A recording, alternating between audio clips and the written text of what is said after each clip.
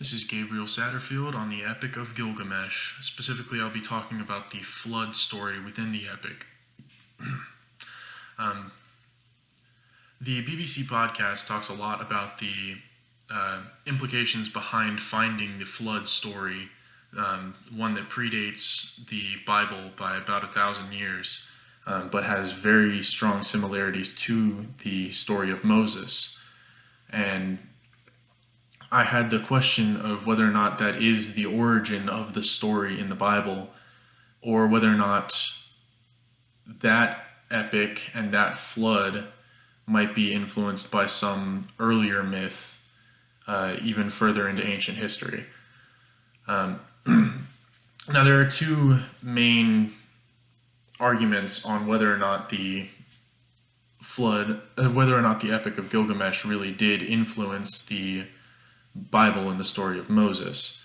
The first, and the more evangelical of the two, is that the flood, as described in the Bible, was an actual historical event, in that the world really did flood and cover all land for 40 days, and that that catastrophic flood is what influenced the stories of the flood and the myths of the flood that we see.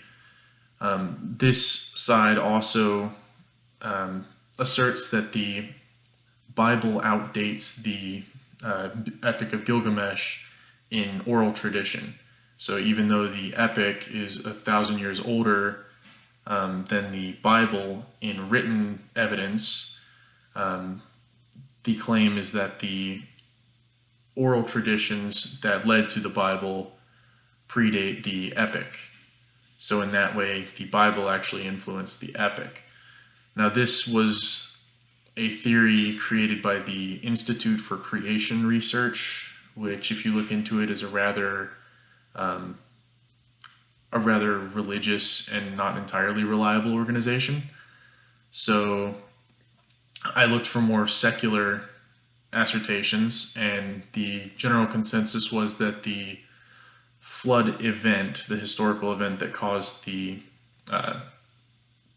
story of the flood, was the gradual sea level change in the region and in regions around the world, in which the sea level gradually rised and has risen since about 20,000 BC.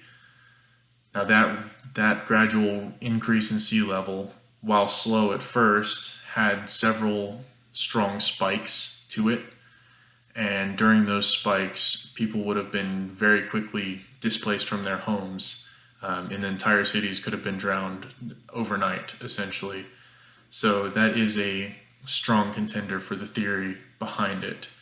Now, the secular consensus, furthermore, is to link the Bible story of Moses to the Epic of Gilgamesh. And the evidence behind this is in the shared motifs between the two.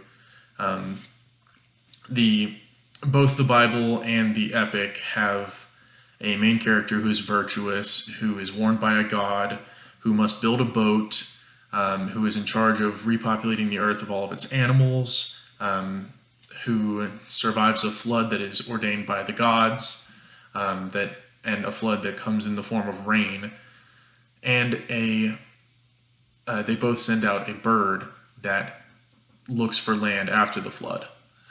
So there is a lot of commonalities between the two, and a lot of evidence that says that the Epic of Gilgamesh heavily influenced the writers of the Book of Genesis.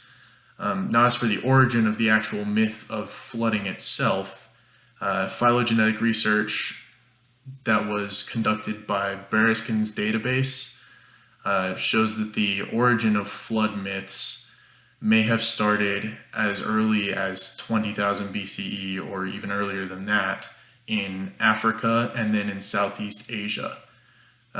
The conclusion made there was that the motifs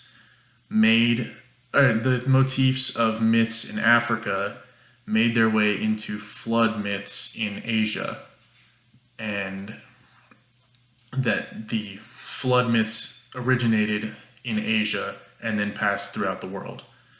Then phylogeny is basically the tracing of motifs through myths.